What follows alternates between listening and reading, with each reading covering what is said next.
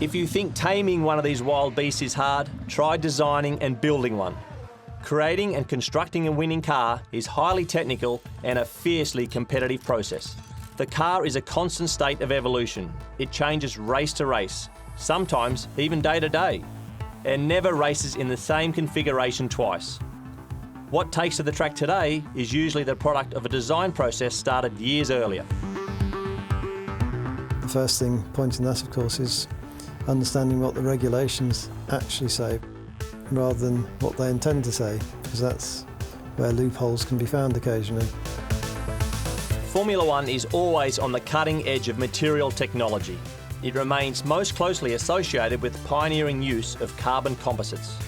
With the correct manufacturing techniques, carbon composites have the strength of steel or aluminium, but at a fraction of the weight with higher levels of rigidity. The strength of carbon composites allow drivers to walk away unscathed from high-speed impacts, down in part to the development of strong monocoques. Monocoque, the survival cell in which the driver sits and the car is built around. The manufacturing of the composite bodywork of the car and the structure is very important. At the beginning, we use a pattern. We define the pattern using a big machine of the shape we would like to achieve. After that, we go with this pattern in the cleaning room to put some layer of carbon on top of it. After that, use a vacuum to put them together, to put it as closer as possible of the shape, removing the air. After that, we put the part in the autoclave, is as the pressure cooker, to cure the resin. After that, we can use this part or as a structure, like a chassis, or as an aero shape, as we use to create performance of the car. In Formula One, everything is made to measure. Quite a bit of work when you consider that one car is composed of around 12,000 individual parts.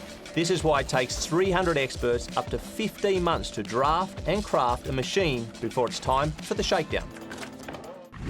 Shakedown. Testing a car for problems and bringing it to racing speed. Though there's a constant in-season development cycle that puts new parts on the car almost every single day. The time for big ideas and concepts is in the off-season, where, in 68 years of Formula One history, some of the concepts have walked a fine line between brilliant and bizarre. Take, for example, Tyrrell's six-wheeler from 1976. This car provided more straight-line speed without compromising performance in the corners.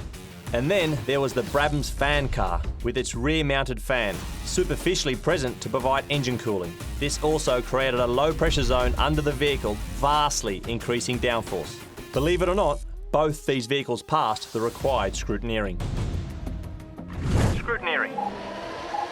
Process by which officials ensure the cars meet race regulations. Formula One cars have always been sophisticated, high-tech rockets. But only in modern times has energy efficiency become a key design feature. Today's cars use half the fuel of their 1990 predecessors. How is that possible? Well, aside from having 8 gears, they use the most modern, lean internal combustion engine technologies not too dissimilar to regular road cars. These V6 engines have a fuel flow limit of 100 kilos per hour. The complex machines also use the latest turbo technology in conjunction with the ERS, or Energy Recovery System. ERS, system that reclaims and redeploys energy. The ERS has 2 motor generator units. One is powered by the flow of the hot exhaust gases, the other uses braking energy from the rear wheels, storing that energy in a sophisticated battery pack for when the driver needs an extra kick of power, feeding up to 160 horsepower back into the drivetrain.